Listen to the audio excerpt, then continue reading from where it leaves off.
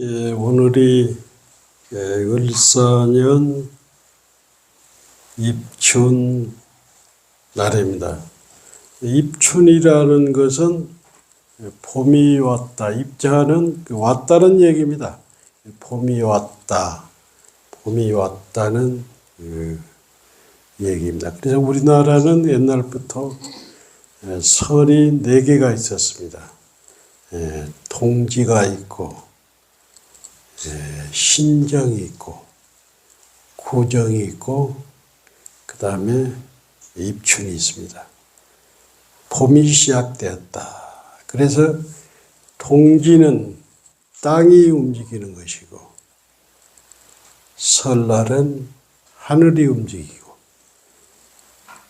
입춘은 사람이 움직인다고 합니다.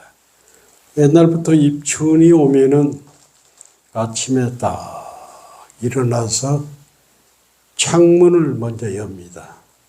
나쁜 기운이 빠져나가고 좋은 기운이 복이 들어오라고. 그러고 나서 이제 마당을 씁니다.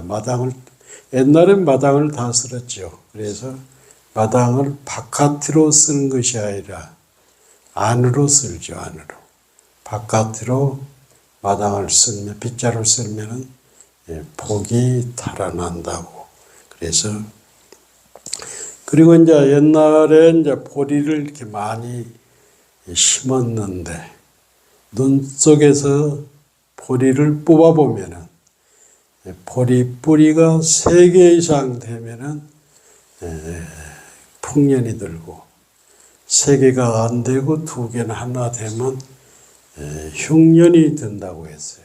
그래서 입춘날이 가장 중요한 게 뭐냐면 입춘방, 쉽게 말해서 입춘축, 요것을 이제 붙이는데 요즘은 이제 패션이 이렇게 다양해져 가지고 요런 그 입춘방이 나옵니다. 이렇게 이런 입춘방이 나오는데 그래서 이 아름답고 그런데 요거에 이제 원래 뜻에는 안 맞아요. 왜 그러냐면 입춘은 여기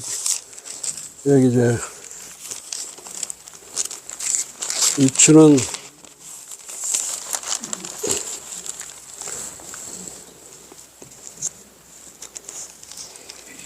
이렇게 입춘을 이렇게 붙일 때 우리 입춘시가 몇 시입니까?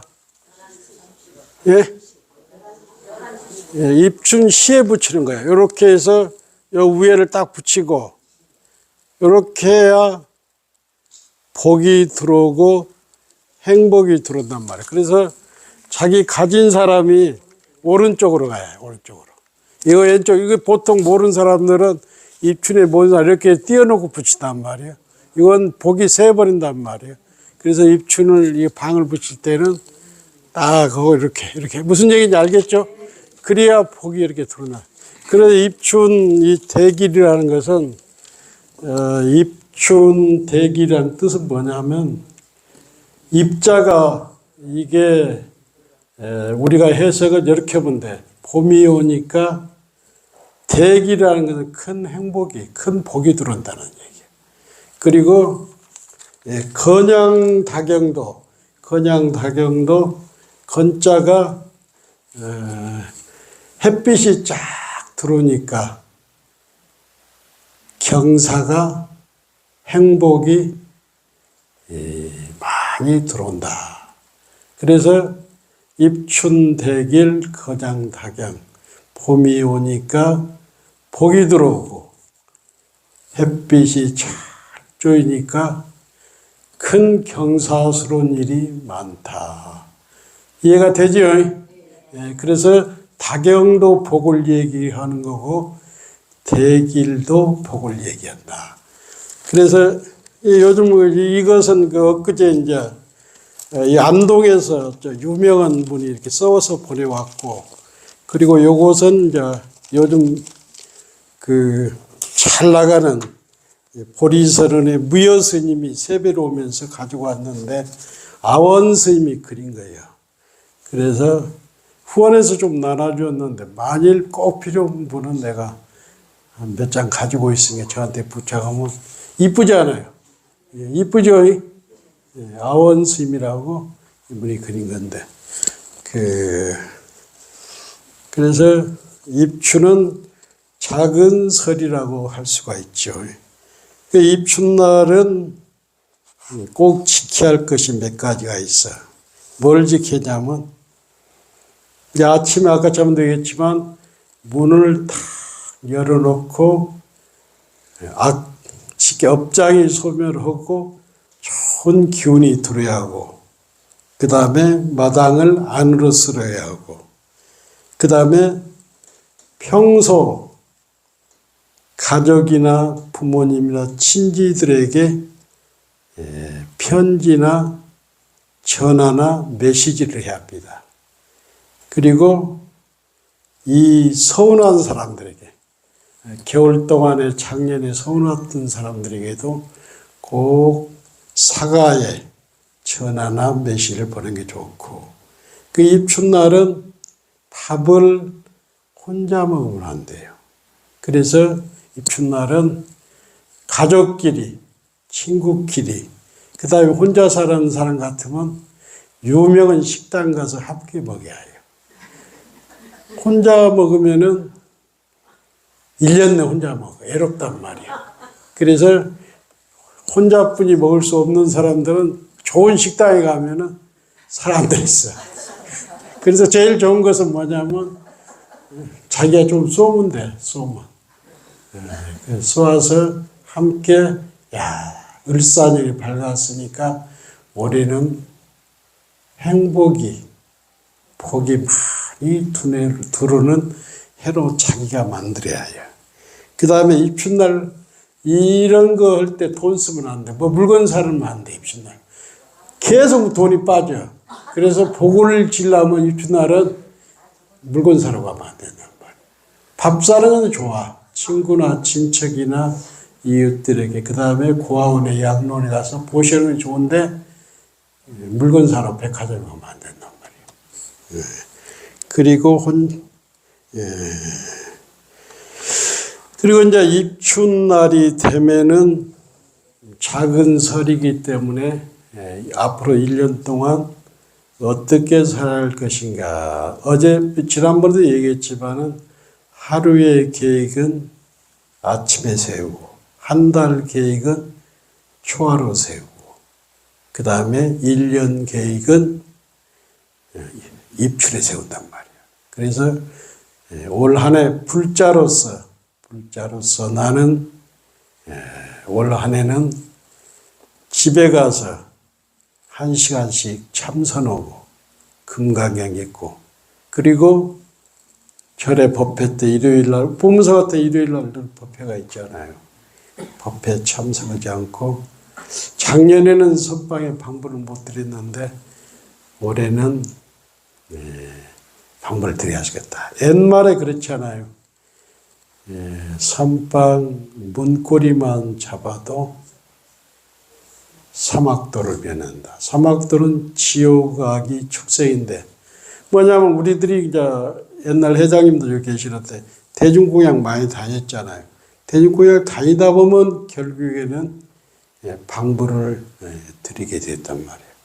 어제도 그 봉은사 사무총장이라고 하면은 신도회장을 부회장교에서 뽑는데 한 10년 하던 안지보살이 오셨고, 또 여기 나루호텔 그 보살님이 오셨는데 우리 입승보살님한테 안내를 했더니 얼마나 간절한 법문은 꼭 참선을 오라고.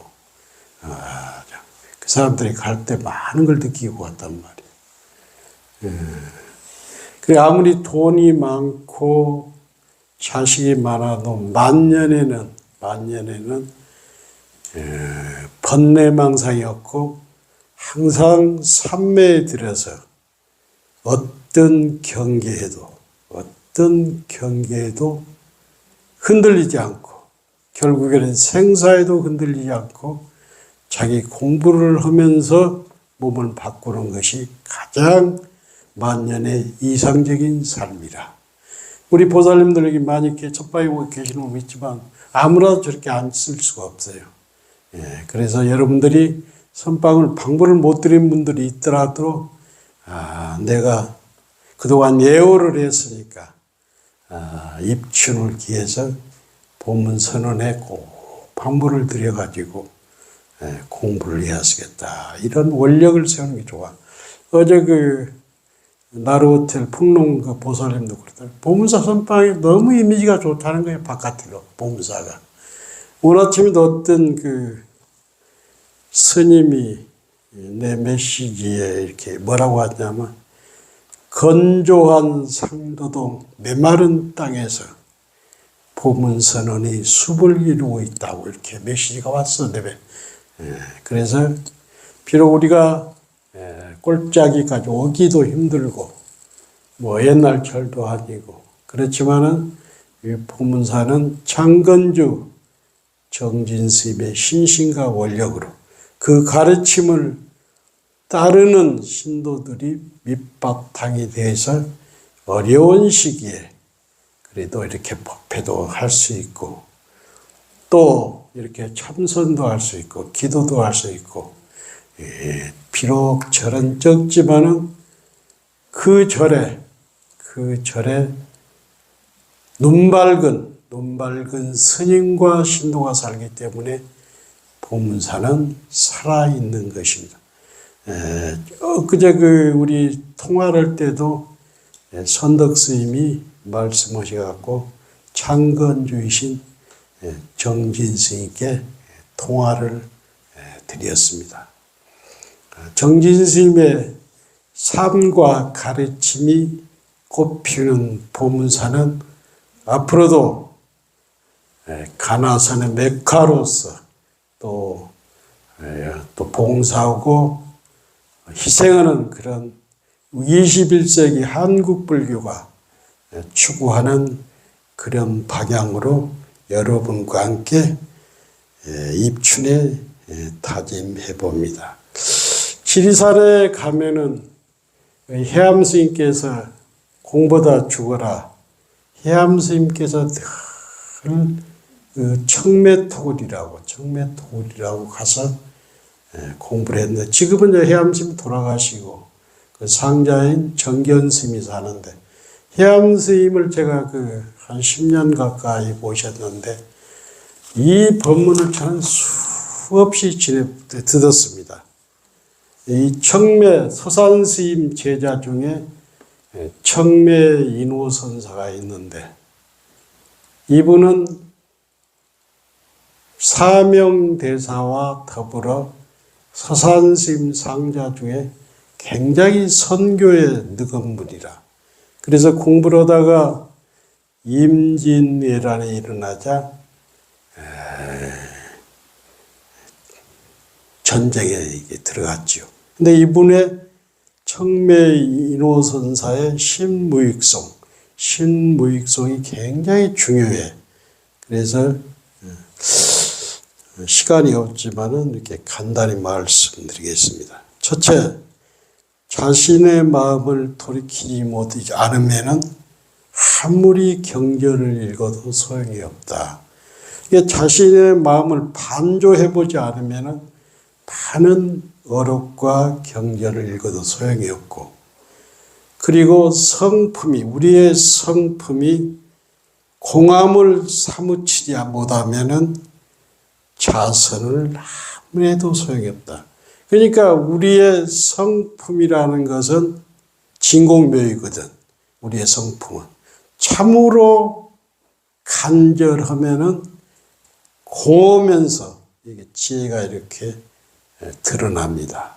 근데 그것이 고운지를 모르면은 마음이라는 것이 있다고 생각하면은 아무리 참선해도 소용이 없다. 내가 어제 오정미 보살한테 이런 얘기를 했어. 보살님께서는 대중고향은 이렇게 보내주지만은 근자에게를 안 왔다. 내가 여기서 아침마다 사시마다 축원을 하니까 보살님들이나 스님들이 왜 오지도 않는 보살한테 축원하자고 그런 얘기를 많이 듣었다. 그러면서 내가 이런 얘기를 결론적으로 말하면 운계일출이라, 운계일출. 쉽게 말해서 구름이 벗어나면 햇볕이 드러나게 되어 있단 말이에요. 그래서 우리는 기도를 이렇게 신중기도다든가 입춘불공을 하지 않아요? 그런데 분명히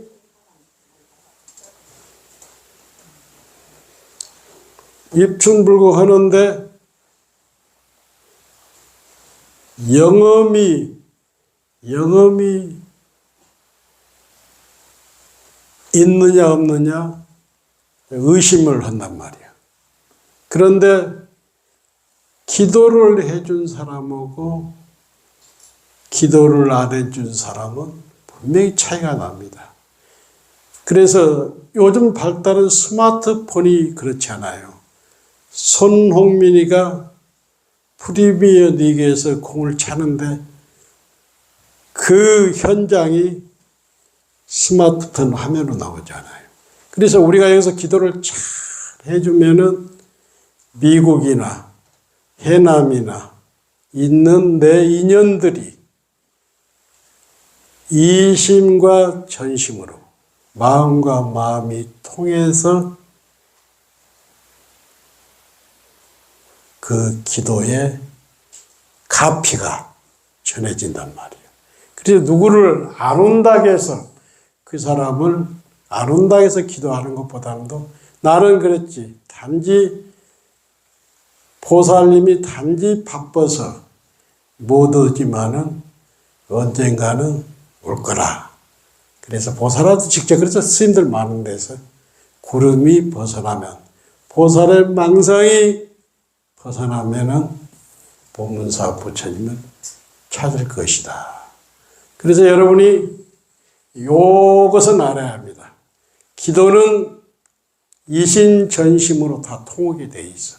그래서 인간관계도 그래요. 내가 저 사람에 대해서 말은 않지만 좋게 생각하면은 언제나 봐도 그 사람은 반가워. 왜 그러냐면 마음과 마음이 통해. 그렇지만은 저 사람을 나쁘게 생각하면은 그 나쁜 기운이 통하게 돼 있어. 만나도 서로 반갑지 않아. 서로 알아. 서로 알아. 그래서 마음을 늘 청정했어야 한다는. 차별이 없이. 차별이 없이. 무슨 얘기인지 알겠죠? 그게 굉장히 중요합니다. 정법을 믿지 않으면은 고행을 해도 소용이 없어. 이런 얘기가 있어. 야부송에 무슨 얘기냐면, 바른 사람이 삿된 법을 말아 해도 바르게 들린단 말이에요. 근데 삿된 사람이 정법을 얘기해도 삿된 사람이, 잘못된 사람이 바른 얘기를 해도 나쁘게 들려오는 거예요. 그래서 왜 그러냐? 바른 사람은 마음이 청정하기 때문에 나쁜 법을 좋게 딱 쓰는 거예요. 이해가 되죠? 그러니까 도둑질하고 나쁜 행동하는 사람은 아무리 바른 말을 해도 믿질 않잖아요. 그래서 우리가 평소에 청정하고 바르게 살아야 한다. 굉장히 중요한 얘기예요. 이것은 내 얘기가 아니고 야부송에 송나라 때 야부스님 개성에 나와. 그래서 신용이 있고 바르게 수행 잘한 사람은 어떤 얘기를 해도 다 믿어. 그런데 평소에 삿된 사람은 아무리 바른 소리를 해도 믿지 않아. 이해가 됩니까? 그래서 근데 그것을 바른 사람은 나쁜 소리를 바르게 쓴단 말이에요. 굉장히 중요한 얘기입니다. 늘 했던 얘기가 여러 가지가 있는데 시간이 너무 오래 걸리면 계룡산에서 저기 서암 스님이 공부할 때, 난전에서 공부할 때, 서암 스님이 깨달음을, 봉암사 조치를 했던 사람이 깨달음을 얻었단 말이에요. 어떤 수자가 서암 스님에게 스님은 오도성이 무엇입니까? 물어보니까 나는 오도성인지 육도성인지 그런 건 몰라. 그리고 이분이 이제 종정후 봉암사 조시를 오래 했는데 사람이 죽을 때 스님들은 열반송을 이렇게 남기거든. 스님 열반송이 뭡니까? 이렇게 물어보니까 나는 그런 것 없어. 정 누가 물으면은 그러자 그렇게 살다가 그렇게 갔다. 이 서암스님 열반송이 스님들한테 굉장히 와닿는 게 막 근호장 그렇게 살다. 그래서 우리는 이건 뭐냐면 우리 수행하는 사람들은 나이들 드셨으니까 어찌됐건 마음 공부를 잘 해서 죽음에 나이가 들고 어려움이 있더라도 어떤 경계에 휘둘리지 않고 생사가 본래 없음을 느끼면서 참선하고 기도하고 이렇게 살면은 어떤 경계에도 흔들지 않고 참선하다 보면은 복이 옵니다. 복이. 왜 그러냐면 참선하는 사람은 지혜스럽게 살고 복 짓는 삶을 살아요. 그래서 참선하는 사람은 항상 복도 짓고 지혜로 살기 때문에 삶이 늘 청정하고 푸르게 살 수 있단 말이에요. 그래, 이 참 보문사가 참선의 메카로, 가나선의 메카로 메마른 땅에서 숲을 이루고 삽니다. 이것은 다 먼저 가신 정진선사의 유언을 받들고 열심히 사는 여러분이 있기 때문에 가능합니다. 좋은 입춘날 되시고 가서 복도 짓고 밥도 사주고 편지도 하고 메시지도 보내고 행복한 입출이 됐으면 합니다. 감사합니다.